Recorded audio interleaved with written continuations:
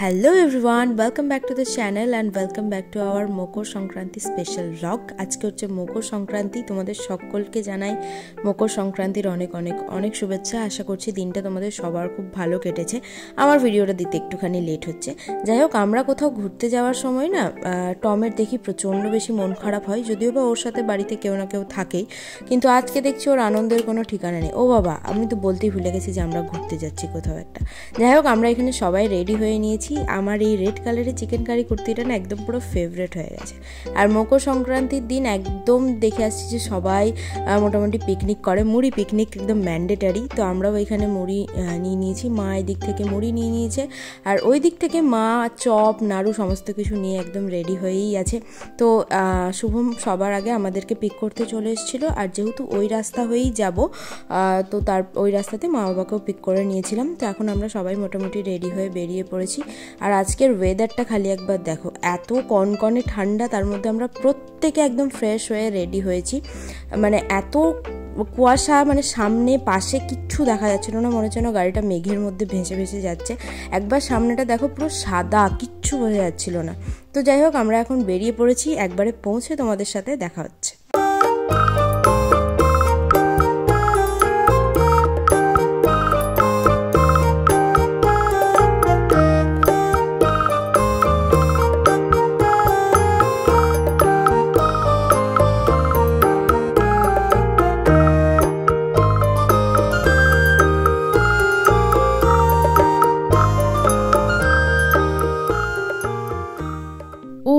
দাঁড়াও, কোথায় যাচ্ছি সেটাই তো তোমাদেরকে বলতে ভুলে গেছি। এখন আমরা আপাতত পেরোচ্ছি ফেমাস ইলামবাজার জঙ্গলের মধ্য দিয়ে। আর এটা দেখে আশা করছি কিছুটা গেস করে নিয়েছো যে আমরা কোথায় যাচ্ছি। তো বলেই ফেলি, হ্যাঁ, আমরা যাচ্ছি শান্তিনিকেতনে। তো আমরা সবার প্রথমে যেখানে যাব সেটা হচ্ছে কঙ্কালীতলা মন্দির। আর এই ইলামবাজার জঙ্গল নিয়ে আমার ভীষণ এক্সাইটমেন্ট ছিল, কারণ আমি প্রচুর ব্লগে এরকম দেখেছি আর কি ক্লিপিংস, যে প্রচুর ঘন একটা জঙ্গল। তো সেটা আমার কাছ থেকে দেখার ভীষণ ইচ্ছে ছিল। পুরো ঘন একটা জঙ্গল, আর অনেক লম্বা, মানে অনেকটা পথ আর কি, এরকম জঙ্গলই আছে। তো যাই হোক, এখন আপাতত আমরা শান্তিনিকেতনে পৌঁছে গেছি। আর সবার প্রথমে আমরা ঠাকুরের দর্শনেই এসেছি, মানে কঙ্কালীতলা মন্দিরে পুজো দিতে এসেছি ঠাকুরের।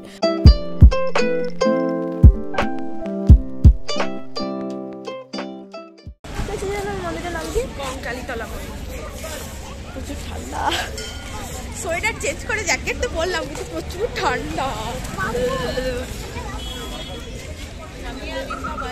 তো পার্কিং থেকে বেরিয়ে এসেই এরকম দেখতে পাবে পরপর লম্বা করে লাইন দিয়ে এরকম দোকান আছে ঠাকুরের ডালা নেবার জন্য। তো আমরা এখান থেকেই ঠাকুরের ডালা নেব। তার আগে আমরা এখানে এখন চা খেতে চলে এসেছি। যা প্রচণ্ড ঠান্ডা গো, কি বলবো। এখন মোটামুটি ওই 10:30 11টা মতন বাজে, কিন্তু দেখে একদমই মনে হচ্ছে না। দেখে কি মনে হচ্ছে বলো তো, এখন 6টা মতন বাজে।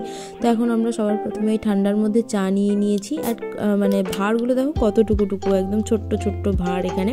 তো আমরা চাটা সবাই মিলে খেয়ে তারপরে এখন ঠাকুরের এখানে পুজোর জন্য ডালাও নিয়ে নিয়েছি।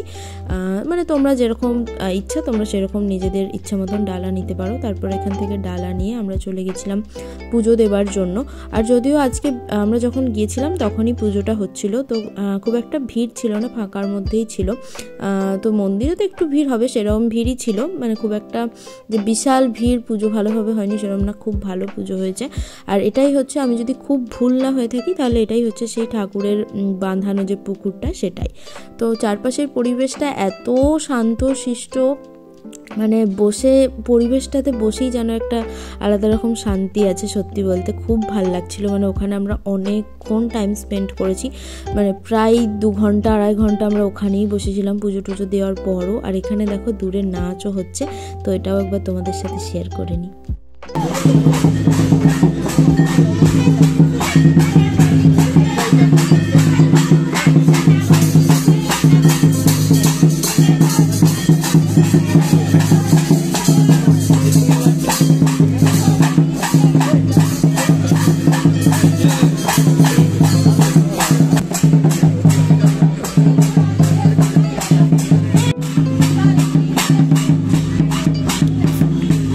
ভালোভাবে পুজোও দেওয়া হয়ে যাওয়ার পরে আমরা এখানে সবাই মিলে গোল করে বসে এখন গল্প করছি, আর এদিকে নাচও হচ্ছে।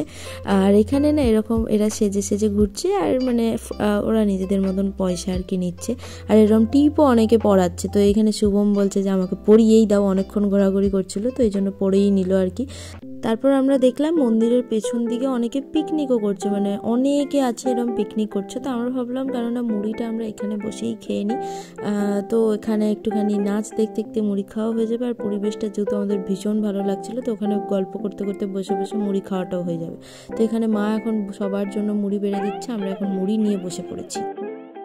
তো পার্কিং থেকে একটুখানি এগিয়ে এসে দেখলাম এই জায়গাটাতে এরকম সুন্দর বসার জায়গা করা আছে, আর এরকম একটুখানি ফাউন্টেন টাইপের করা আছে আর কি, মানে বেশ বসে একটুখানি কোয়ালিটি টাইম স্পেন্ড করা যাবে। এখানে আমরা বসে অনেকক্ষণ চুটুর পুটুর খাওয়া দাওয়া করলাম, আর আরেকবার এখানে এসে গল্পের আসরটা জমিয়েছি আর কি। তবে এখানে বেশ ভালো রোদটাও আসছিলো। এখানে আমরা চিপস টিপস এই সমস্ত কিছু কিনে নিয়ে এসেছি, দিয়ে এখানে আরেকবার গল্পের আসর জমাচ্ছি। যাই হোক, ওখানে অনেকক্ষণ কোয়ালিটি টাইম স্পেন্ড করার পর এখন আমরা বেরিয়ে পড়েছি সোনাঝুরি হাটের উদ্দেশ্যে, যেটা কিনা মানে আমি ভীষণ এক্সাইটেড, কারণ আমি প্রচুর ভ্লগস দেখেছি যেখানে কিনা এরকম অনেক সস্তায় জামা কাপড় পাওয়া যায় এই সমস্ত আর কি, মানে শুনেছি আর কি, ভ্লগে দেখেওছি। তো তোমরা যদি জানতে চাও আমার ফিডব্যাক কীরকম ছিল সোনাঝুরি হাট নিয়ে, সেটা যদি তোমরা জানতে চাও তাহলে অবশ্যই কমেন্ট করে জানিও। যেহেতু একটা ভ্লগে এত কিছু একবারে দেওয়া সম্ভব নয়, তো আমি চেষ্টা করব সোনাঝুরি হাট নিয়ে আমি একটা আলাদা সেপারেটেড ভ্লগ বানানো, সেখানে আমি আমার ফিডব্যাক অ্যান্ড অল সমস্ত কিছু তোমাদের সাথে শেয়ার করার চেষ্টা করব। তো তোমরা অবশ্যই জানিও যে তোমরা সেরকম কোনো ভ্লগ দেখতে চাও কি না। তো আমরা সবার প্রথমে একটুখানি কুর্তিগুলো দেখছিলাম, যেগুলোর প্রাইস বলছিল ওই 180 মতন। আর এখানে এই স্কার্ফটা দেখছিলাম যেটার প্রাইস মানে এই ক্লিপিংসটার শুনলে তোমরা বুঝতে পারবে যে প্রথমে বলছিল 200 টাকা, তারপরে বলছিল নেক্সট টাইম যখন গেলাম তারপরে ওরা হঠাৎ করে দাম বাড়িয়ে বললো 250 টাকা। যাই হোক, বিজনেসে স্ট্র্যাটেজি তো থাকবেই, কিন্তু সোনাঝুরি হাটে বিজনেস স্ট্র্যাটেজি অন্যরকম। মানে আমার এক্সপিরিয়েন্স কীরকম বা সমস্ত ডিটেলস অ্যান্ড অল সেটার উপরে আমার ভিডিও বানানোর খুব ইচ্ছে আছে। তোমরা যদি চাও যে তোমরা দেখতে চাও তাহলে অবশ্যই জানিও। যাই হোক, সেটা নিয়ে না হয় ওই ডিটেলস ব্লগেই বলবো আমার এক্সপিরিয়েন্স অ্যান্ড অল কেমন ছিল। তবে ওখানের খাবার দাবার কিন্তু মানে কয়েকটা খাবারের দোকান ছিল যেগুলো কিন্তু বেশ ভালো। রানী আর শুভম ওরাই বেশিরভাগ খাবার দাবার টেস্ট করেছে। এই আইসক্রিমটা যেটা কিনা রেড ভেলভেট ফ্লেভারের ছিল, বেশ ভালোই খেতে ছিল। যেটা আমার ভালো লেগেছে সেটা হচ্ছে ওই যারা সাইকেলে করে মিষ্টি দই বিক্রি করছিল, ওদের দইগুলো আমার খেতে দারুণ লেগেছে, খুব ভালো কোয়ালিটির ছিল। যেহেতু বলছিল নিজে পাতা আর কি ঘরে, এই যে দেখতে পাচ্ছ সামনে দিয়ে যাচ্ছে, এরা কিন্তু দই বিক্রি করছে। তবে এখানে শাড়িগুলো আমার বেশ ভালো লেগেছে। তবে ওই যে বললাম ওদের বিজনেস স্ট্র্যাটেজি একদমই আলাদা। মানে তুমি একটা জিনিসে হাত রাখবে তখন একটা দাম বলবে, আবার কিছুক্ষণ পরে যখন তুমি আসবে সেই দামটা কিন্তু চেঞ্জ হয়ে যাবে। এইভাবেই কিন্তু ওরা বিজনেসটা করে। সবাই খারাপ আমি বলছি না, তবে আমরা যে কটা দোকানে গেছি সেখানে কিন্তু খারাপ এক্সপিরিয়েন্সই হয়েছে। তবে শুধু জামা কাপড়ের দোকান বলে নয়, ওখানে কয়েকটা খাবার দোকানও ছিল। যেমন তোমাদেরকে বলি, একটা পেয়ারার দোকান, যেখানে মানে যেখানেও হচ্ছে যে মানে জিনিসটা যখন কিনছো তখন একটা দাম বলবে, আবার যখন তোমার অলরেডি কিনে তুমি পেমেন্ট করতে যাবে তখন তোমাকে আরেকটা দাম বলছে। মানে সমস্তটাই ওরা একটা ইউনিটি আর কি কাজ করছে ওদের মধ্যে। আমি মানে যটা দোকানে গেছি এরকম আমার সাথে হলো আর কি, যে আমি যে জিনিসটা যখন হাত দিচ্ছি তখন ওরা একটা দাম বলছে, আবার খানিকক্ষণ পরে ওরা আরেকটা দাম বলছে। এভাবেই ওরা বিজনেস করছে। জানি না এটা কীরকম নিয়ম। তো সবার ভ্লগ দেখে আমি যেরকমটা আশা করেছিলাম, আমার এক্সপিরিয়েন্স কিন্তু একদমই সেরকমটা ছিল না। জানি সব সিজনে আলাদা আলাদা দাম হয়, তবে এদের এই স্ট্র্যাটেজিটা খুবই বাজে, যে যখন তুমি কিনছো তখন একটা দাম বলছে, আবার যখন হাত দিচ্ছ তখন এরকম একটা আলাদা দাম বলছে। যাকগে বাদ দাও, তোমরা যদি সোনাঝুরি হাটের ভ্লগ আলাদাভাবে ডিটেলসে দেখতে চাও সমস্ত এক্সপিরিয়েন্স ওখানেই না হয় শেয়ার করব। আপাতত ওখান থেকে টুকিটাকি কেনাকাটা করে আমরা চলে এসেছি শিল্পগ্রামে। এখানে বলছিল মানে এই শিল্পগ্রামটা দেখতে নাকি অনেকক্ষণ টাইম লাগবে, তো ওই কারণে আমরা বাইরে থেকে যতটুকু দেখা যায় আর কি সেটুকু দেখেই একদম মিউজিয়ামের দিকে দৌড়াচ্ছিলাম, যেহেতু মিউজিয়াম একটা টাইম মানে বন্ধ হওয়ার টাইম আছে। তো আমি যদি খুব ভুল না হয়ে থাকি, এই রাস্তাটা হচ্ছে বিশ্বভারতী ক্যাম্পাসের মধ্যে দিয়ে আমরা যাচ্ছি। আমি সঠিক রাস্তা জানি না সত্যি কথা বলতে, তবে আশা করছি এটা আমি ভুল বলছি না। যখন আমরা পৌঁছেছি মিউজিয়ামের ইয়েতে তখন বাজছিল মোটামুটি 3:30 নাগাদ, ওরকম টাইমেই পৌঁছেছি আর কি। আর 4টা অবধি নাকি টিকিট খোলা থাকবে, টিকিট কাউন্টার। তো এখানে তোমাদেরকে একটা ছোট্ট ইনফরমেশন দিয়ে রাখি, নর্মাল মানে যারা ট্যুরিস্ট তাদের প্রাইস হচ্ছে 70 রুপিস করে।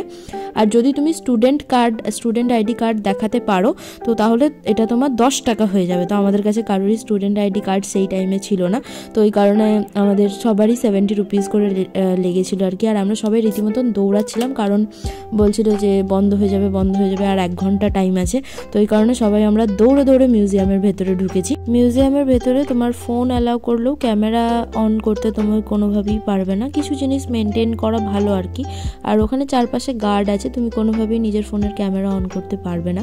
তো মিউজিয়ামের বাইরে এইভাবে জুতো খুলে তারপরে মিউজিয়ামের ভেতরে ঢুকতে পাবে। তো মিউজিয়ামের ভেতর থেকে আমরা সব জিনিস একদম ভালোভাবে পর্যবেক্ষণ করে চলে এসেছি। আর শুধু তখন কিন্তু আমরা একা নয়, আমাদের সাথে আরও অনেক মানুষ আছে যারা আমাদের মতনই দৌড়ে দৌড়ে ভেতরে ঢুকছিল। যাই হোক, আমরা এখন মানে মিউজিয়ামের যে বাইরের দিকটা আছে, মানে বাইরের দিক মানে কি একটুখানি ভেতর দিকে এগিয়ে গিয়ে যে একদম খোলা জায়গাটা আছে সেখানেই আমরা এখন এসেছি সমস্তটা একটুখানি ঘুরে ঘুরে দেখতে। আর আমি এখানে জানি না কেন আমাকে নিয়ে এরা এত হাসাহাসি করছে। আর এই যে দূরে বাড়িটা দেখতে পাচ্ছ, এটার হিস্ট্রি তোমাদের সাথে একটু পরে শেয়ার করছি। আপাতত আমরা চারপাশটা এখন একটু ঘুরে ঘুরে দেখছি। এখানে অনেক স্কাল্পচার বানানো ছিল, তারপরে এত সুন্দর ফুলের গাছ লাগিয়েছে, প্রত্যেকটা ফুলের গাছে একদম থোকা থোকা ফুল ধরেছে। এই যে এখন আমাকে শুভম ডেকে দেখাচ্ছে যে বাড়ির হিস্ট্রিটা ওখানে অলরেডি লেখা ছিল, কারণ আমি একটুখানি মানে শিওর ছিলাম না যে বাড়িটা কি, মানে বাড়ির হিস্ট্রিটা নিয়ে। তো তোমরা এখানে একটুখানি পজ করে পড়ে নিতে পারো।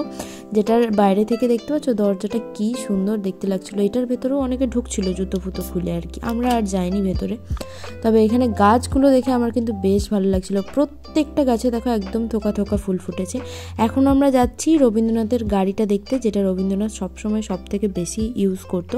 গোটা মিউজিয়ামের মধ্যে রবীন্দ্রনাথের ইউজ করা এই একমাত্র একটা জিনিস যেটার ফটো বা ভিডিও আমি ক্যাপচার করতে পেরেছি, বাকি তো কোনো কিছুই ক্যাপচার করা যায়নি। আর এই গাছটা দেখো একদম পুরো মনে হচ্ছে না কেউ এঁকে রেখেছে, পুরো চেরি ব্লজমের মতন। আমরা সবাই এটার নিচে দাঁড়িয়ে ফটো ভিডিও যত রকমের করা পসিবল সমস্ত কিছু করে নিয়েছি।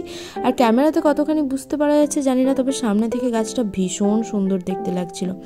আর এখানে এই গাছগুলোকে কিছু একটা নাম বলছিল মা, যেটা আমার এখন আর এই মুহূর্তে মনে পড়ছে না, তবে গাছগুলো দেখে বুঝতে পারা যাচ্ছে যে গাছগুলো কতটা পুরনো। তো এইগুলো তো আমরা ভেতরে ঢুকতে পারিনি, তবে এগুলো তোমাদের সাথে নিত্য ঘর এই সমস্তগুলো বাইরে থেকেই শেয়ার করে দিচ্ছি।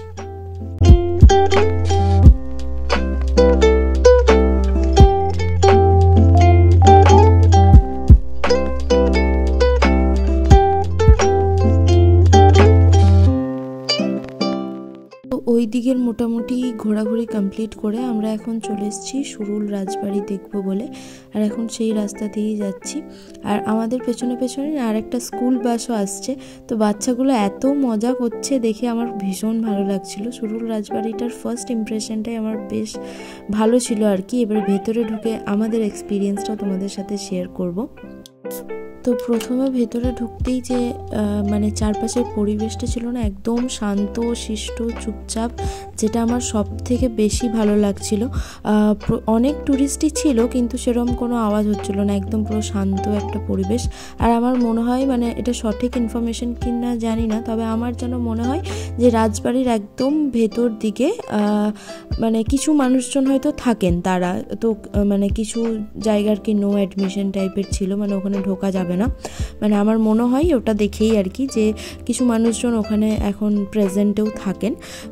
তো এখানে চারপাশটা পরিবেশটা আমরা ঘুরে ঘুরে দেখছিলাম। আমাদের মতন প্রচুর ট্যুরিস্ট এসেছিলো, কিন্তু জায়গাটা আমার বেশ ভালো লেগেছে। এই রাজবাড়ি টাইপের জায়গাগুলো না আমার বেশ পছন্দ হয়।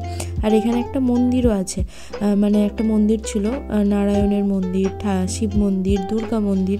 তো সেইগুলোও আমরা সমস্তটা ঘুরে ঘুরে দেখছি। আর এখন কটা বাজছে জানো? বিকেল 4:30 পৌনে 5টা মতন বাজছে। এখনও অবধি আমরা লাঞ্চ করে উঠতে পারিনি।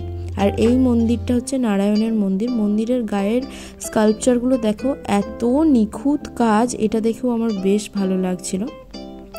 তো যেটা বলছিলাম যে এখন বিকেল 4:45 মতন বাজছে, এখনও অবধি আমাদের লাঞ্চ হয়নি, কারণ এই পুরো লাইনে আমরা একটা ভালো হোটেল অবধি খুঁজে পাচ্ছিলাম না।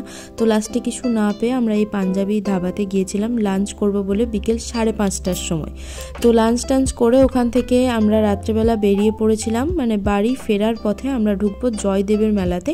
তো জয়দেবের মেলা দেখার উদ্দেশ্যে আমরা এখন রাস্তাতে বেরিয়ে পড়েছি। বোলপুরকে টাটা করে দিয়ে ডেফিনেটলি আবার অন্য কোনোবার যাব, কারণ সোনাঝুরি হাটে আমার জিনিসের দাম অনেক বেশি মনে হলেও ওখানের কালেকশন কিন্তু বেশ ভালো লেগেছে। তো তোমাদের সাথে এখন আমি জয়দেব মেলার কিছু ক্লিপিংস শেয়ার করে নিচ্ছি, আশা করছি তোমাদেরও ভালো লাগবে। আমি কিন্তু প্রথমবার লাইফে এত বড় একটা মেলা দেখলাম, মানে জয়দেব মেলা ইজ হিউজ। মানে আমার শোনা কথা বলছি যে গঙ্গাসাগর মেলার পরে নাকি সেকেন্ড হচ্ছে এই জয়দেব মেলা। মানে লিটারেলি মানুষের মাথা ছাড়া আর কিচ্ছু দেখা যাচ্ছিল না, এত ভিড়। মানে কত দূর থেকে যে মানুষ এসেছিল এখানে সেটা আমার কল্পনারও বাইরে। তো যাই হোক, আশা করছি আজকের এই পুরো ব্লগটা তোমাদের খুব খুব খুব ভালো লেগেছে। যদি কিছু ভালো লেগে থাকে তাহলে অবশ্যই ভিডিওটাতে একটা লাইক করে দিও, কমেন্ট করে দিও, শেয়ার করে দিও। আর সোনাঝুরি হাটের ডিটেলস ভিডিও তোমরা দেখতে চাও কিনা অবশ্যই সেটা আমাকে কমেন্টসে জানিও। দেখা হচ্ছে তোমাদের সাথে অন্য কোনো ভিডিও নিয়ে, ততক্ষণের জন্য অবশ্যই ভালো থেকো, সুস্থ থেকো, বাই।